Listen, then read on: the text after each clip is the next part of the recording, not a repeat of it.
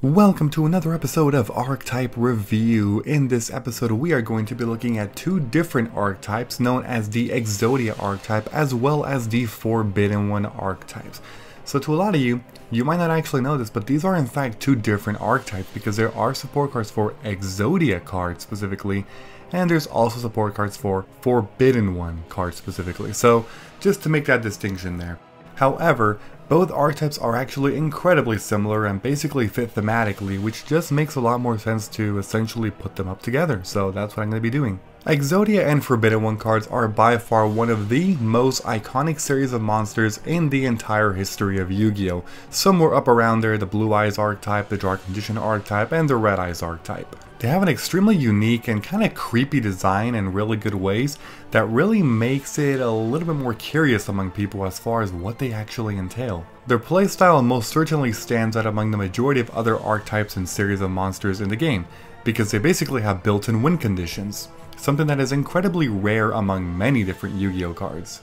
Easily the most iconic among these is Exodia the Forbidden One, which of course gives you a win if you contain itself among the other four pieces in your hand. Throughout several years there have been different Exodia or Forbidden One monsters released, and they each have either built-in win conditions that are honestly not as effective as the original one, or at least support for the original Exodia or other cards with it. Regardless though, it is an archetype of monsters that really sparks a lot of curiosity among fans, and because of that it really makes it incredibly interesting. Alright, so let's get started. We are going to begin with one of the first series of monsters ever to be released as early 2002 with the Legend of Blue Eyes White Dragon booster pack known as Exodia the Forbidden One. Exodia is a dark level 3 spellcaster monster with 1000 attack and 1000 defense.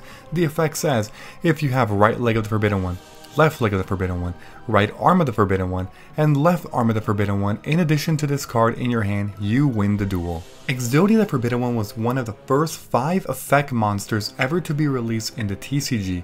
It, alongside Reaper of the Cards, Arm Ninja, Man-Eater Bug, and Hain all released in the Legend of Blue Eyes White Dragon booster pack. It's really shocking that one of the first 5 ever effect monsters to be released actually had a built-in win condition for its effect. But partially it was obviously because it was just so iconic in the anime and when Yugi used it to beat Kaiba for the first duel ever showcased in the anime.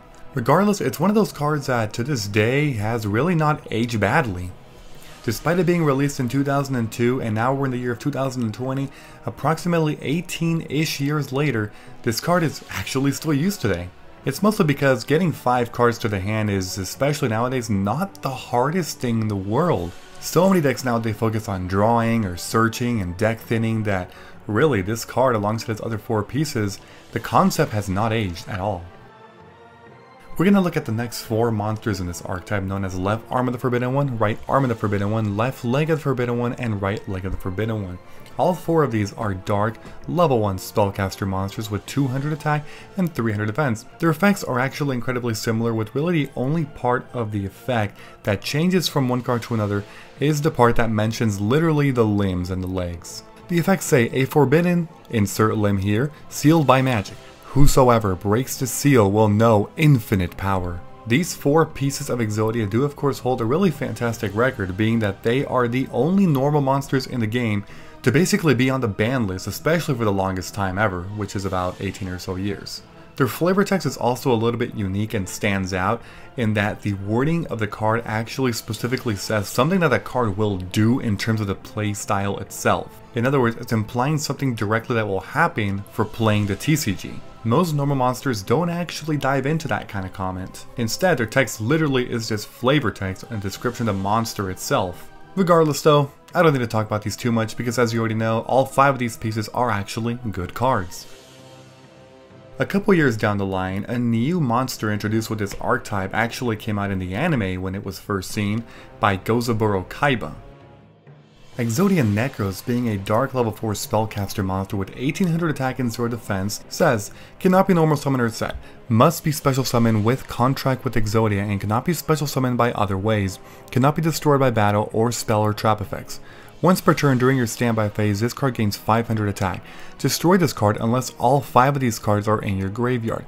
Exodia the Forbidden One, right arm of the Forbidden One, left arm of the Forbidden One, right leg of the Forbidden One, and left leg of the Forbidden One. The protection, I guess, was fine back in the Dark Crisis days, but beyond that, it's not actually a very appealing card. The summoning condition, which I'll get into in just a little bit, is absolutely horrendous, like absolutely terrible. And at a measly 1800 base attack for this crazy summoning condition and only gaining 500 attack per turn, it's really not all that great. Nowadays the card would be absolutely horrible as it only is protected from battle and from destruction effects, which really is just a very niche set of cards that actually destroy this card. As nowadays there's things like banishing and bouncing and tributing and a bunch of other stuff here and there. To look at the summoning condition, we have to look at the next card called Contract with Exodia. It's a normal spell card that says if you have all 5 of Exodia the Forbidden One, right arm of the Forbidden One, left arm of the Forbidden One, right leg of the Forbidden One, and left leg of the Forbidden One in your graveyard, special summon 1 Exodia Necros from your hand. So you're telling me you have to get these 5 specific cards into the graveyard and then also have this card in your hand and Exodia Necros in your hand. That's ridiculous.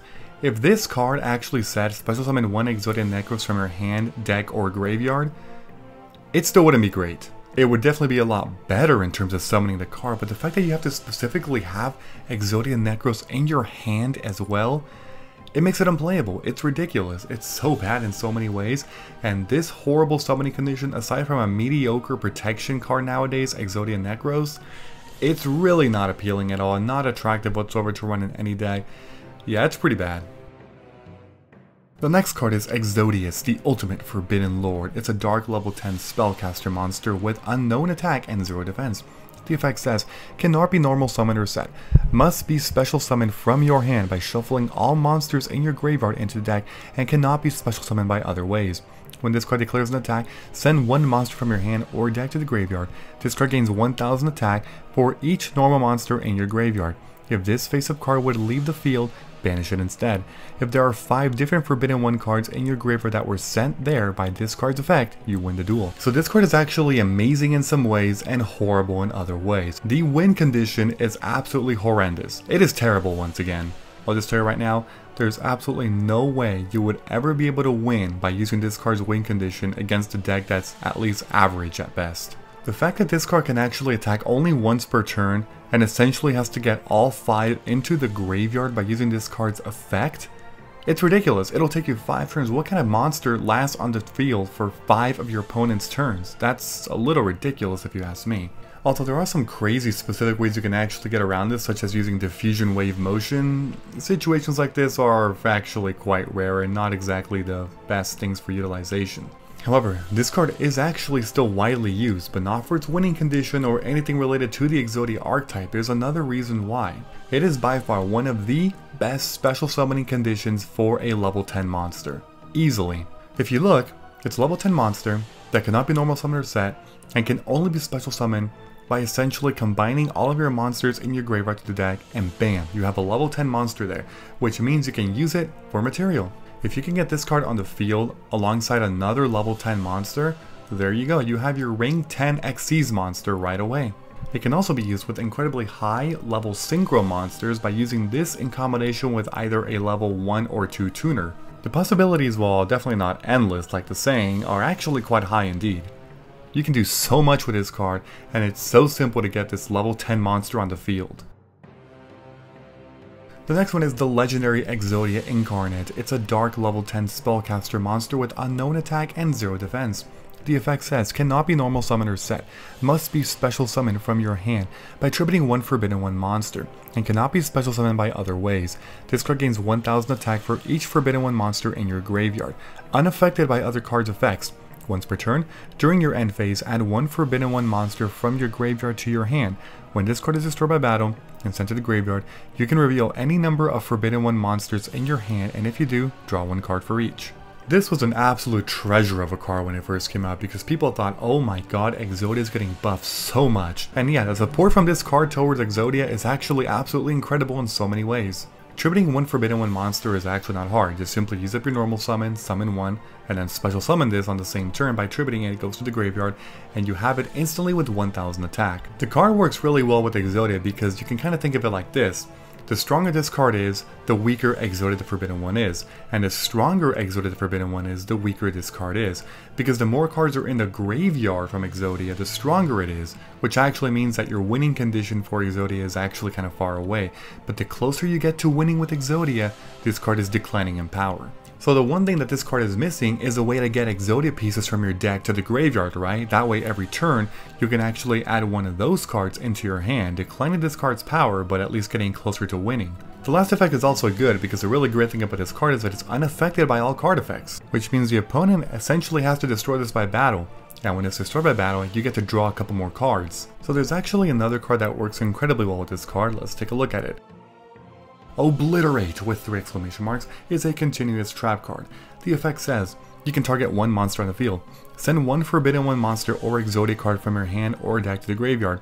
And if you do, return that target to the hand. If this card is sent from the spell and trap zone to the graveyard, you can target one Forbidden One monster or Exodia card in your graveyard added to your hand. You can only use one Obliterate effect per turn and only once that turn. And there it is. There's a card that was missing that I was talking about. This card, once per turn, you can send one card from your deck to the graveyard that is a Forbidden One card. Amazing. The balancing is also fairly flexible because it says on the field, if you ever had to send a monster on your opponent's side of the field to the hand, you can do that. And if for whatever reason there's no actual viable options or targets, that's fine. Summon a Forbidden One card, bounce it to the hand, it'll go back to the hand where it needs to be, and you can also send one to the graveyard. It's really flexible and versatile in so many ways, and it's actually really effective. The one downside, of course, is it is a trap card, but I guess it was meant for balancing purposes. Making it a continuous spell card would just make it that much better, to the point of being a little bit too overpowered in certain ways, so they wanted to at least limit it a little bit. Yeah, so it's a card that you definitely want to consider if you are, of course, running the Legendary Exodia Incarnate, because they do go hand in hand together really well and effectively.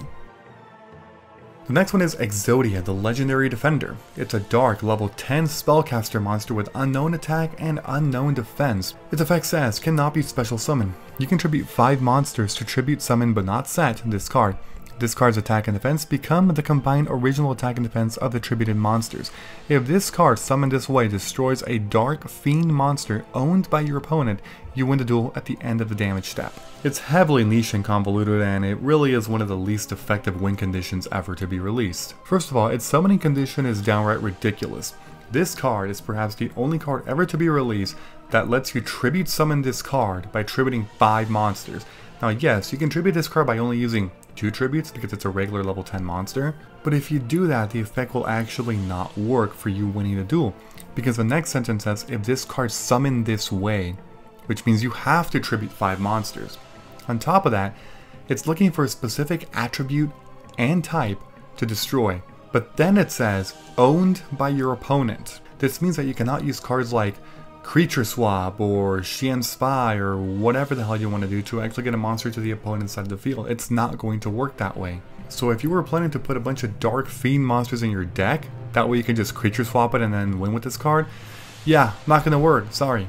Aside from actually using it on decks where your opponent has Dark Fiend monsters, which is actually incredibly ridiculous to pull off, the only other way to do it is to use cards on the field that will actually change the attribute and types of monsters on the field.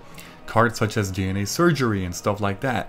It still becomes really difficult. The fact that you have to tribute summon and basically tribute 5 monsters in addition to using these other cards in the field to change the opponent's types and attributes, by that point it's not worth it. Just run regular Exodia. It's much better like that.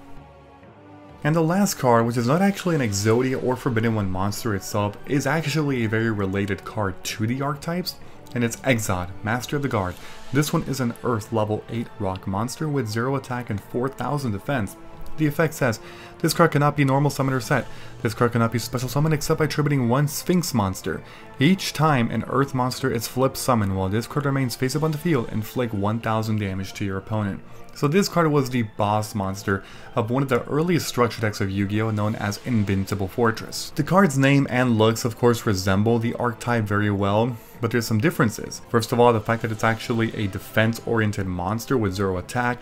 It's also an Earth attribute, not Dark, and it's Rock, not Spellcaster. That's kind of weird, right? In addition, it offers support to Sphinx monsters and essentially Earth monsters by doing burn damage, so if you get 8 flip summons of Earths, you win the duel.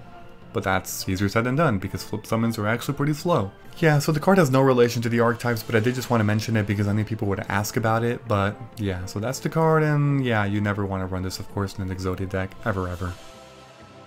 So that's basically it for the entire archetypes of both Exodia and Forbidden One. Overall, despite the thematic relation between these, you can kind of see that if you want to make an Exodia deck or a Forbidden One deck, it makes no sense to play all these cards together with synergy because there is no synergy. For example, Exodia Master of the Guard is related, so that card is out of the picture. Exodia the Legendary Defender has a much different winning condition that would never actually have any synergy with an Exodia deck, so you wouldn't ever want to run that in an Exodia deck. Exodius the Ultimate Forbidden Lord should never be played in any Exodia or Forbidden One deck, and instead just basically used as a monster in decks where you need level 10 fodder. Exodia Necros and Contact with Exodia are really bad just generally. There's no decks that actually make them a viable option, so you want to ignore those.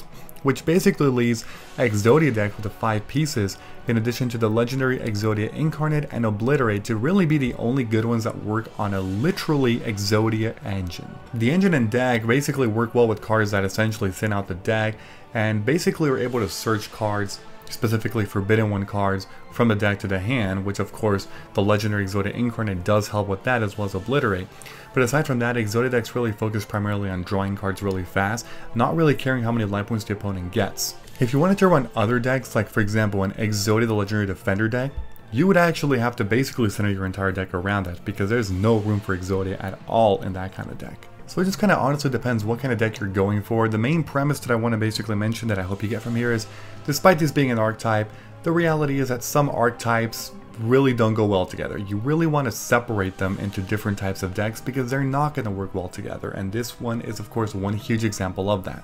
Alright, so if you enjoyed this video in any way, please be sure to leave a like and a comment as well. I'd appreciate it very much. Thank you, and as always, I will see you all in the next one.